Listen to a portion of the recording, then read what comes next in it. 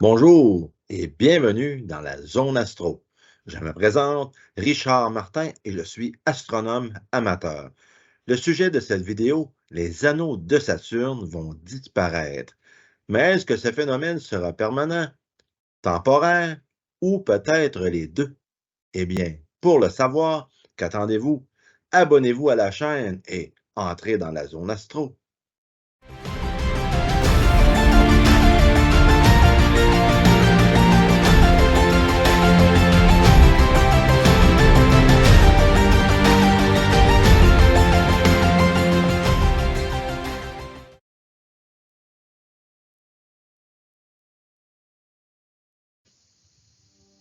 Zone Astro, vidéo numéro 52, les anneaux de Saturne vont disparaître. Mentionnons au départ que les anneaux de Saturne sont composés de morceaux de glace et de poussière.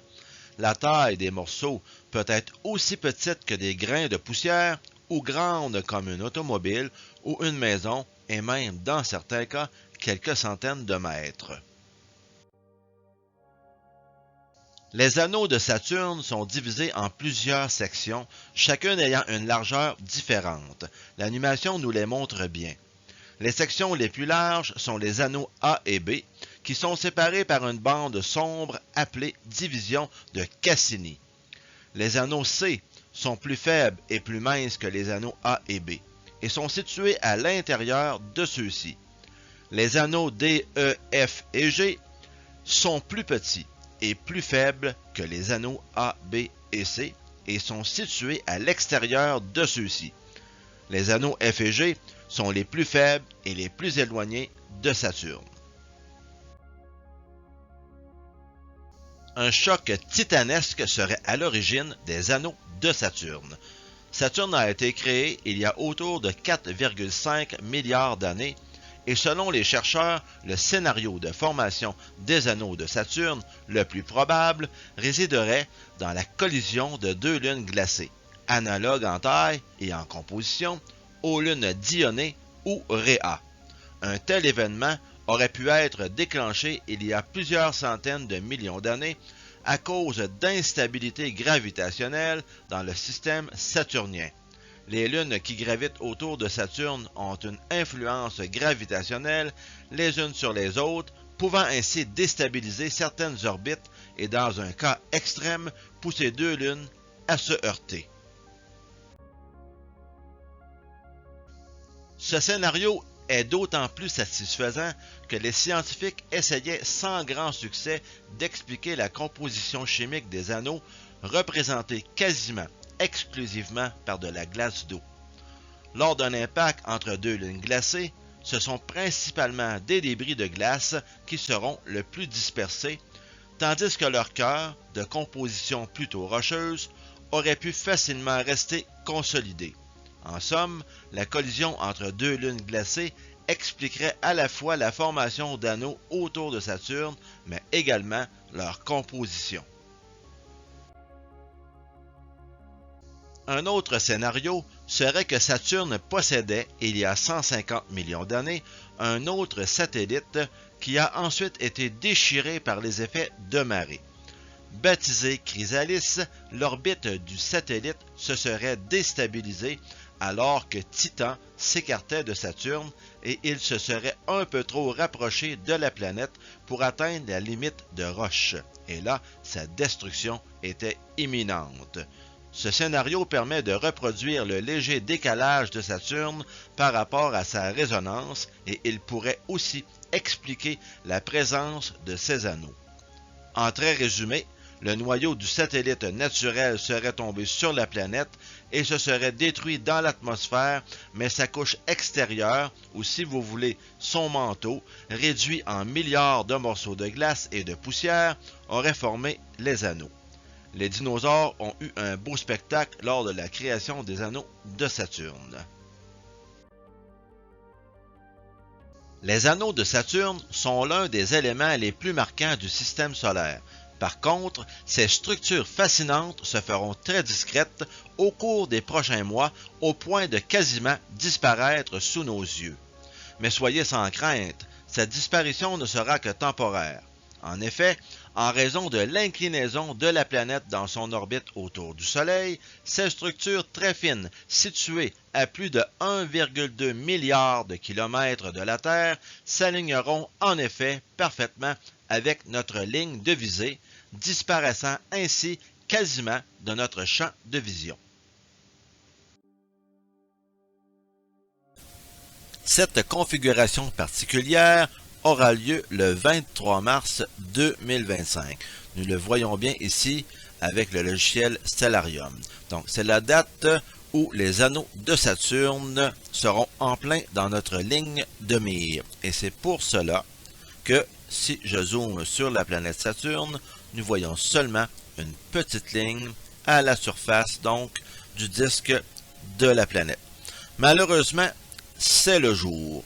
Et comme nous voyons à cette date-là, si je recule l'heure, et voilà, donc Saturne n'est pas levé, et on ne la voit pas à la noirceur. Et si j'avance plutôt vers le soir, on voit qu'elle va se coucher avant que l'on puisse l'observer. J'ai vérifié à différentes latitudes, et malheureusement, c'est la même chose partout sur la Terre. Donc, il faut aller plus loin dans le temps ou plus tôt. Donc, si j'avance d'un mois, par exemple, et que je recule ici, et voilà, j'avance les minutes, nous allons voir Saturne, et voilà, qui se lève.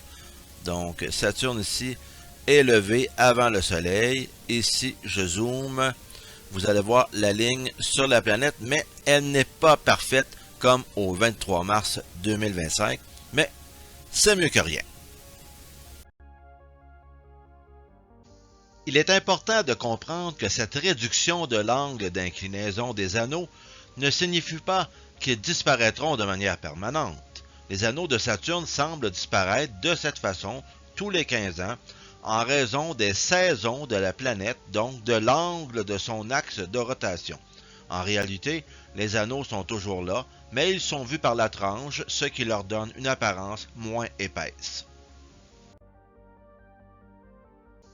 Pour les intéressés, le logiciel Space Engine permet de se déplacer dans l'univers.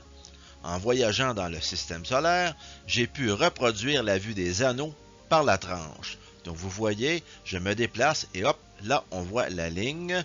Et en continuant mon déplacement, nous revoyons bien les anneaux. Donc nous pouvons faire le tour de la planète et aller partout dans le système solaire et dans l'univers.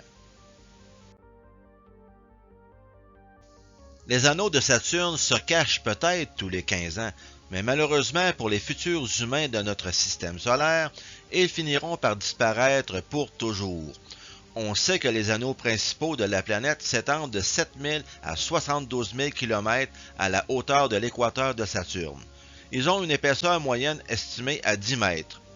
Les anneaux sont principalement composés de glace d'eau pure avec quelques impuretés telles que du tholin et des silicates. Les scientifiques de la NASA constatent que les anneaux de Saturne subissent une diminution continue. Ils se désagrègent en une fine pluie de particules glacées qui se perdent dans l'atmosphère de la planète.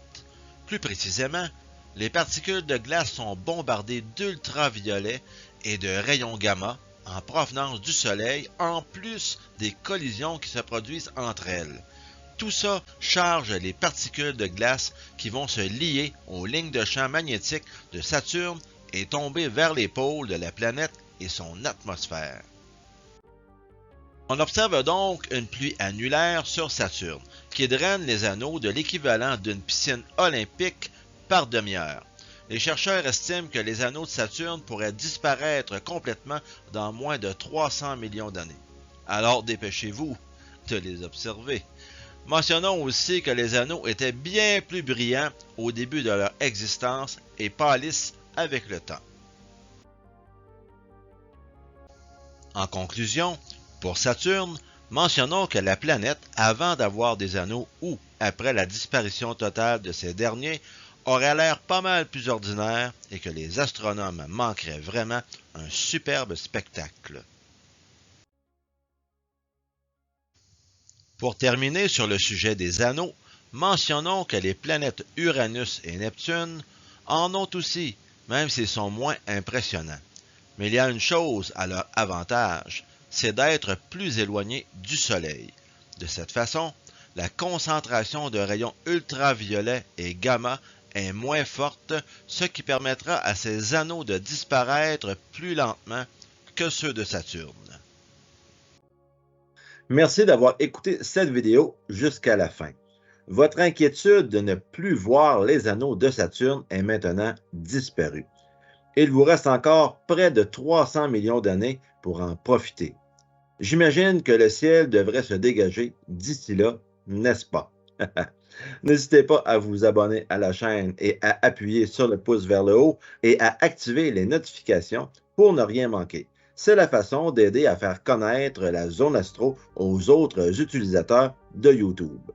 Cette chaîne est réalisée bénévolement pour le plaisir de tous. L'algorithme de YouTube fera ressortir plus facilement la chaîne de la Zone Astro lors de recherches par les utilisateurs. Donc, merci de votre fidélité encore une fois et à bientôt dans la Zone Astro.